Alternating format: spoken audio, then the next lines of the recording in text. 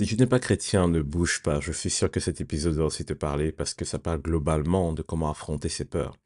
Et j'ai choisi de prendre Jésus comme exemple pour montrer que même la personne qui était qualifiée pour être le plus grand, le plus puissant, le plus fort, a connu des moments où il a eu peur, mais il a fait quelque chose qui a fait toute la différence.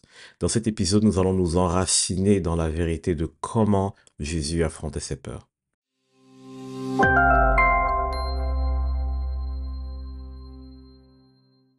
Beaucoup d'entre nous avons besoin de nous identifier à quelqu'un et quoi de mieux que de s'identifier à Jésus, qui pour moi est l'exemple même de la perfection. On pourrait dire, ok, Jésus du point de vue de l'histoire, pour ceux qui ne sont pas nécessairement croyants, ou pour les chrétiens du point de vue de la foi, c'est la personne chez qui il y avait le moins de reproches possible à faire.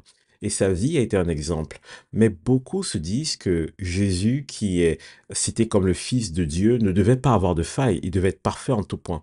Et je crois que c'est ce genre de mensonge ou de pensée qui bloque certaines personnes pour s'identifier à Jésus. Mais la réalité, c'est que Jésus a vécu les mêmes choses que nous et lui-même en parle. Et même la Bible parfois cite certaines réalités. D'ailleurs, dans le livre d'Hébreux, on dit que parce que Jésus justement a traversé tout ce que nous avons à traverser dans notre vie, il est capable de nous comprendre. Et je sais que l'une des choses, un des plus grands fléaux dans la vie des personnes, c'est comment affronter leur peur. Et j'ai vraiment eu cette idée de vous partager deux exemples, deux moments de la vie de Jésus où il était face à une réalité, il a été envahi par la peur, et vous montrer comment il s'est positionné et ce qui est le plus important. Je vais vous dire déjà ceci avant tout. Ne vous attendez pas du tout à ce que je vous donne 5 étapes pour que la peur disparaisse. Le but ici n'est pas que la peur disparaisse. Si vous vous battez contre la peur, alors vous avez déjà perdu. Parce que finalement, on va le voir, la peur est le résultat de quelque chose d'un peu plus profond, pardon. Alors, je vais vous prendre le premier texte en Jean 6 dans la Bible. On dit au verset 15, et Jésus, sachant qu'il allait venir l'enlever pour le faire roi, se retira de nouveau sur la montagne, lui seul. Cet épisode, c'est lequel? Jésus passe de ville en ville et fait beaucoup de miracles dont Jésus est connu, il devient célèbre, populaire, il est face à une certaine réussite dans ce qu'il fait. Mais qu'est-ce qui se passe? Il se rend compte que les gens commencent à vouloir le couronner roi. Il faut juste savoir ceci. Il avait une vision de la royauté qui ne ressemblait pas à la vision des gens de ce monde. Ils se sont dit, Jésus nous donne à manger, Jésus guérit nos maladies, Jésus s'occupe de nous, alors on veut le couronner roi. Et je pense que beaucoup d'entre nous, nous vivons ce genre de situation. Parfois, nous vivons notre petite vie et nous faisons un exploit. Et là, subitement, nous nous rendons compte que nous sommes capables d'accomplir de grandes choses et nous entrons dans une forme de terreur. Parce qu'on se dit, bah, si je me mets à accomplir ces choses, je suis obligé d'être dans la performance en permanence et je ne peux plus me cacher. Et ça peut être vrai d'une certaine manière. Je prends un exemple. Imaginez un homme politique que personne ne connaît. Il mène sa vie, tout va bien. Mais s'il fait juste une chose de mauvais, s'il a juste un scandale qui arrive dans sa vie, qu'est-ce qui va se passer d'après vous? Ça va être juste une catastrophe. Parce que vu que c'est un personnage public, ben, tout le monde le voit et forcément ça décuple toute chose. Beaucoup d'entre nous, en fait, au fond de nous, nous avons peur de cela. Nous avons juste peur de comment est-ce que nous allons être vus et traités. Et donc, il y a une chose que nous devons garder en tête. Lorsque nous sommes face à la peur, lorsque nous sommes face à notre responsabilité et que nous angoissons, la première chose, c'est que souvent nous avons peur d'être submergés. On a peur d'être dépassé par la situation.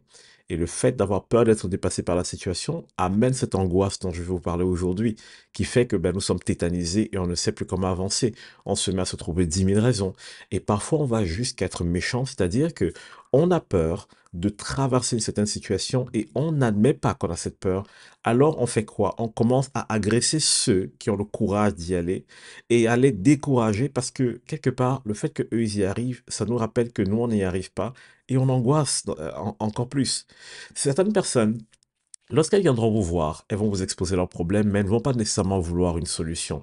D'une part, c'est une bonne chose parce que parfois les gens ont juste besoin d'être écoutés, compris et aimés. Mais d'autre part, il y a quelque chose encore plus délicat, c'est le fait que ces personnes vont s'énerver si vous trouvez une solution à leurs problèmes. Pourquoi? Pourquoi est-ce qu'elles se fâchent? Parce qu'au moment où vous trouvez la solution à leurs problèmes, cela leur fait comprendre qu'elles peuvent avancer. Or, au fond, ça aurait été plus simple qu'elles disent en fait, j'ai peur. en fait, je suis tétanisé. Et souvent, c'est le fait d'avoir peur de se lancer, la peur d'avancer, qui fait que les gens vous résistent. Ce n'est même pas parce que votre idée n'est pas bonne. Donc, il faut savoir écouter lorsqu'il y a la peur qui est cachée, qui est dissimulée derrière. Le fait aussi de se lancer, d'entreprendre quelque chose d'ambitieux fait que nous avons une épée de Damoclès en permanence sur notre tête. Parce que nous ne le voulions pas, les gens jugent. Les gens jugent beaucoup. Et quand vous réussissez, certains vont dire youpi, beaucoup vont être jaloux. Et quand vous échouez, certains vont dire je t'avais prévenu et beaucoup vont vous crier dessus. Mais vous voyez, au final, on prend plus de risques à réussir dans la vie. Et c'est pour ça qu'il y a cette angoisse qui se développe derrière.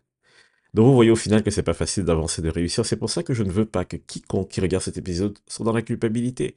Parce que lorsque vous essayez d'avancer, que les choses deviennent difficiles et que vous êtes envahi par la peur, vous vous dites peut-être parfois, ah ben je suis passé bien. Mais en fait, non, c'est pas ça du tout. C'est qu'il y a beaucoup d'éléments que votre subconscient a compris que vous ne voyez pas. Et au fait, vous sentez juste l'émotion de la peur monter, mais vous ne comprenez pas que derrière, il y a un mécanisme qui est mis en place. Et vous savez, la raison pour laquelle nous sommes dérangés lorsque nous avançons pendant notre vie, c'est parce que nous avons été conçus pour la grandeur. Donc vous voyez ce qui se passe. En nous, on a ce besoin d'accomplir de grandes choses. Mais de l'autre côté, on a cette grande difficulté due au fait qu'on a peur du rejet, on a peur d'être brisé, on a peur de plein de choses. Donc il y a le sentiment de peur. Comment Jésus faisait pour concilier justement la peur d'un côté et le besoin de grandeur de l'autre? Peut-être pas le besoin, parce que dans son cas, il n'a jamais eu besoin de se mettre en avant, mais il savait qu'il avait une mission. Et comment est-ce qu'il a fait pour concilier les deux? Je vais d'abord vous amener sur un petit truc, un tout petit détail. Si vous relisez Jean 16, verset 15, on dit Jésus se retira de nouveau sur la montagne. Et moi, ça m'a intrigué. Je me suis dit, se retira de nouveau. Ça veut dire qu'il s'était déjà retiré sur la montagne. Et j'ai commencé à me dire, mais qu'est-ce qu'il allait faire souvent sur la montagne? Qu'est-ce que Jésus passait son temps à faire là-bas? Dans Matthieu 26, verset 36, on parle de ce deuxième épisode où Jésus a peur. Et ce deuxième épisode, c'est le moment où Jésus va venir être enlevé pour être crucifié. Et je pense que c'est le cas pour certains d'entre nous. Quand vous devez passer un entretien, vous savez que votre moment va arriver, on va appeler votre nom, vous êtes dans le couloir, et là, il faut arriver et il faut faire une bonne performance. Vous êtes face à votre jardin de Gethsemane, en quelque sorte. Et Jésus, c'était un peu ça. Jésus savait que son moment arrivait. Et Jésus, il a pris le temps, il s'est retiré pour prier. Et il essayait de comprendre. Il a dit, OK, franchement, si c'est ta volonté, Dieu, je vais le faire. Si c'est ta volonté, mon Père, je vais le faire. Mais si c'est possible, j'ai pas envie de passer au pressoir. J'ai certainement pas envie de traverser ça. Et personne ici n'a envie de traverser des choses horribles. Personne n'a envie de passer par des moments difficiles. Mais écoutez ceci. Jean 12, 24, 25 nous dit ça. En vérité, je vous le dis, si le grain de blé qui est tombé en terre ne meurt, il reste seul. Mais s'il meurt, il porte beaucoup de fruits. Hmm. Celui qui aime sa vie la perdra, et celui qui hait sa vie dans ce monde la conservera pour la vie éternelle. Et cela peut s'appliquer à beaucoup de domaines de notre vie. Vous savez, vous serez toujours confronté à ce moment-là où soit vous changez, soit vous perdez tout. Et beaucoup d'entre nous, nous aimons le confort. C'est-à-dire on va se reculer, on va dire, non, c'est trop difficile pour moi. Il y a possibilité d'aller beaucoup plus haut, mais j'ai tellement peur. Et donc, je préfère choisir le confort de là où je suis. Au moins, là, je contrôle, je maîtrise et j'avance pas. Et donc, la difficulté avec ça, le problème avec ça, c'est que ben, on est frustré parce qu'on sait que on peut aller plus loin. Mais de l'autre côté, il y a toute une belle destinée qui nous attend. Et qu'est-ce qu'il dit ici? Si le grain tombe en terre et ne meurt, c'est-à-dire s'il ne meurt pas, ben, il reste seul. Vous serez seul à réussir. Ou du moins, vous serez seul à avoir votre espace. Mais s'il meurt, il porte beaucoup de fruits. Je ne dis pas nécessairement que vous devez vous sacrifier et mourir littéralement. Mais quand vous acceptez de vaincre la paresse, de vaincre votre passé, de vaincre l'anxiété, de vaincre toutes ces choses, quand vous choisissez de tuer ces choses en vous, vous êtes capable d'aller beaucoup plus loin et d'accomplir beaucoup plus de choses. Et c'était ce que Jésus allait faire. Lorsque Jésus allait sur la montagne, lorsqu'il se retirait régulièrement, Jésus avait un objectif. Tout ce qui l'aurait empêché d'accomplir la mission, il tuait ces choses. Il faisait tout pour les faire mourir. Et le secret pour vaincre la peur, au final, c'est pas de se lancer bêtement, ce n'est pas de fuir, c'est d'aller sur la montagne, de prendre du recul. Et j'ai juste envie de vous expliquer deux, trois choses. Lorsque vous êtes sur la montagne, vous êtes face à la réalité de vos attentes, de l'attente des autres et de l'attente de votre destinée. Et ce que Jésus faisait, c'est qu'il voulait se concentrer sur l'attente de sa destinée. Alors il regardait chez lui les choses qui empêchaient qu'il ait cette attente et il soumettait ces choses à la volonté de Dieu. Et ensuite, les attentes des autres, Jésus les mettait de côté. L'une des choses dont vous devez vous débarrasser absolument si vous voulez réussir, si vous voulez battre vos peurs, c'est de vous débarrasser de l'attente des autres. Ça, c'est une des choses qui était effrayante, qui est terrifiante, et parfois c'est la chose qui va vous faire peur. Certains veulent lancer une chaîne YouTube, mais ils se disent, ça va être nul. Comment on va voir ma vidéo? Comment on va regarder? Comment on va penser ceci ou cela? Je ne parle pas très bien. En fait, l'attente des autres, elle est là derrière, et elle est déjà en train de vous paralyser. Ou alors d'autres personnes ici, vous voulez lancer une entreprise, mais vous vous dites, le business a l'air nul, je serai peut-être pas millionnaire, qu'est-ce qui prouve que je vais y arriver? L'attente des autres est déjà en train de vous paralyser. Et Jésus se retirait régulièrement parce qu'il voulait se débarrasser de l'attente des autres. Si vous vous débarrassez de la pression que les gens mettent sur vous, à un moment donné, vos peurs commencent à diminuer. Et c'est pour ça que lorsque la foule est venue pour faire Jésus roi, il s'est retiré. Parce que Jésus voulait être le roi selon comment c'était prévu, et non pas selon l'attente et la pression des foules. Et j'ai remarqué que généralement, Jésus faisait beaucoup de miracles et après se retirait. Parce que dès qu'il commençait à faire des choses incroyables, les gens venaient pour le happer, les gens venaient pour déposer leurs attentes sur lui, les gens commençaient à mettre la pression sur lui, et c'est toujours comme ça.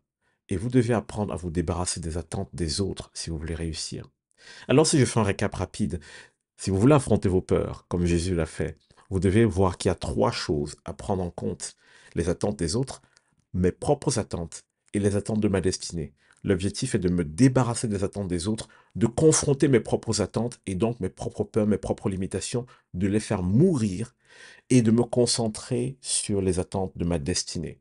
Et ça doit être votre focus, de vous dire, si je veux telle chose, si je veux telle personne, si je veux voir tel changement, voici ce que cela implique. Ça peut faire peur de passer au pressoir, mais une fois que j'aurai accompli ces choses, je serai tellement dans la joie et je changerai tellement de vie. C'est terrifiant, je le sais. Mais croyez-moi, il y a des centaines de personnes là dehors qui attendent juste que vous deveniez la meilleure version de vous-même et que vous laissiez Dieu vous transformer.